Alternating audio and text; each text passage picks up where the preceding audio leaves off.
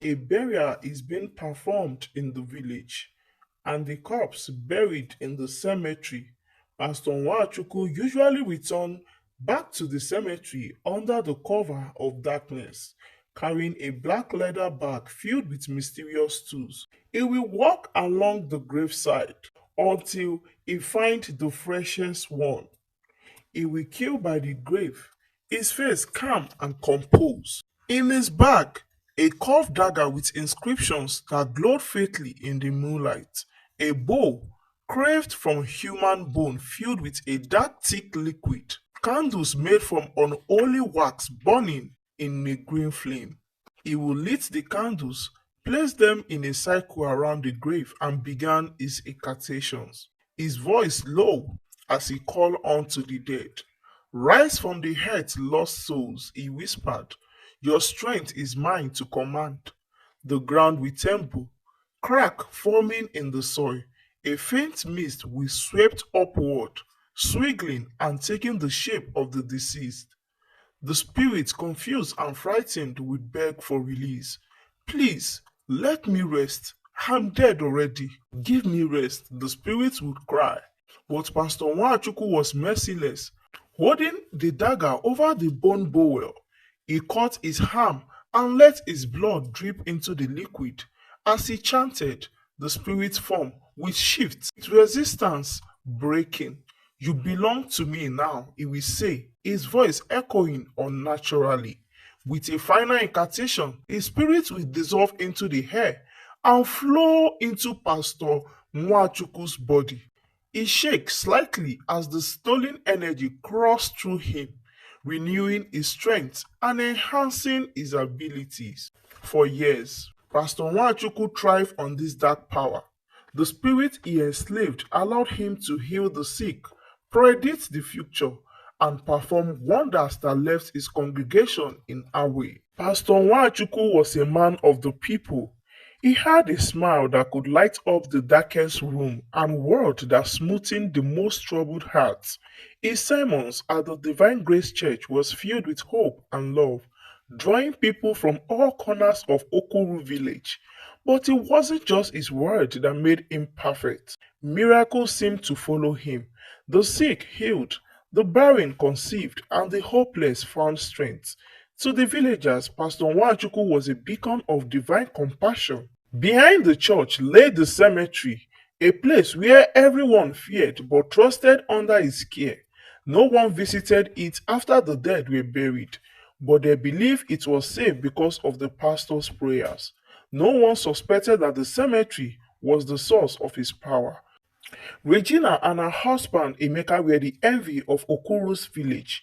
Their love was like a story from a tale, pure, deep, and unbreakable. Blessed with three beautiful daughters, their home was filled with laughter. Emeka was a wealthy man, owned land that stretched beyond the village borders. His prosperity, however, gave the envy of his brothers. They often whispered among themselves, his land will be ours.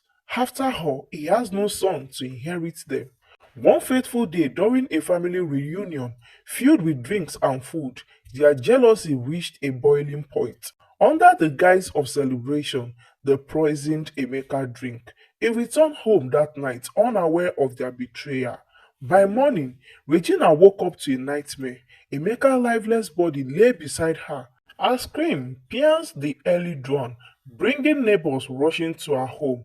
The news of Emeka's death spread quickly, and the whispers began. How could a healthy man die so suddenly? Some accused Regina of killing her husband in order to take control of his wealth. The mourning period became a trial for Regina.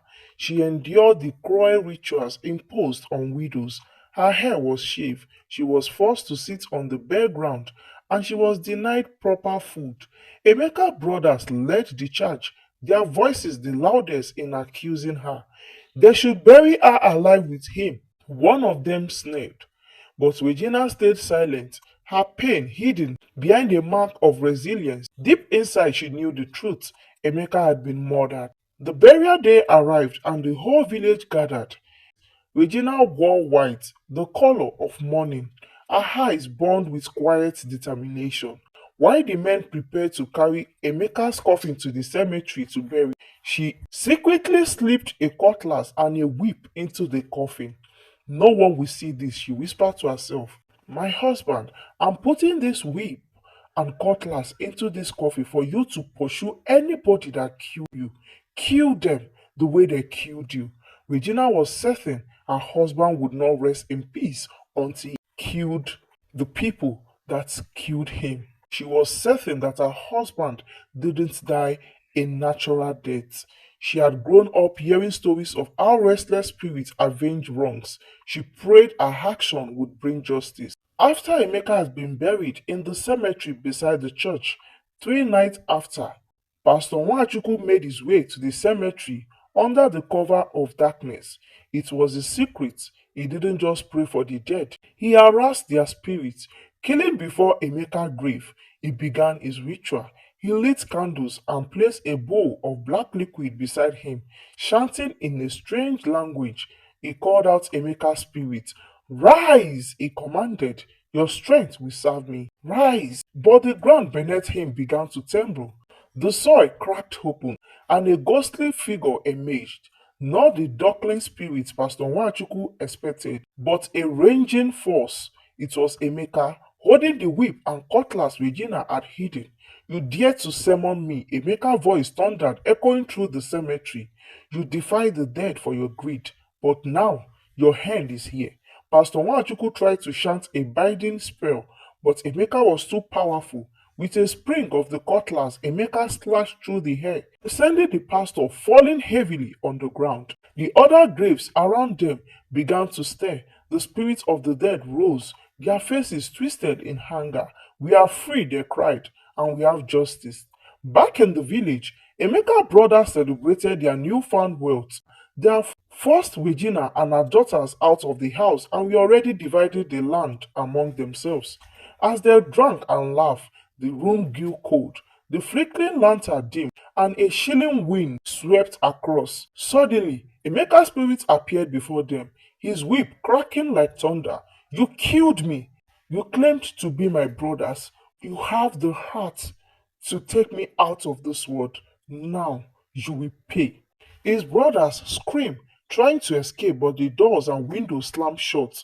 One by one, Emeka struck them down, his whip lashing out with unearthly force. Their cries echoed in the night, but no one dared to come to their aid. By morning, the entire village heard of his brother's death. Their bodies were found lifeless, their faces frozen in terror.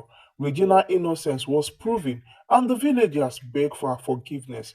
But the mystery of Pastor Nwachukwu remained. The villagers found him in the cemetery, trembling and muttering to himself. His once commanding presence shattered.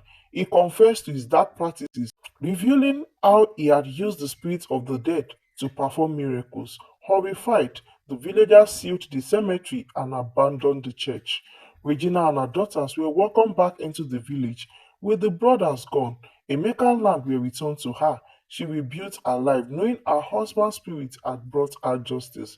The villagers learned to respect the dead and vowed never to disturb their rest again. Some nights, they claimed to hear whispers from the cemetery, a warning to those who might repeat the priest's sins. And for Pastor Nwachukwu, it disappeared one day, leaving behind only the haunting memory of his betrayer.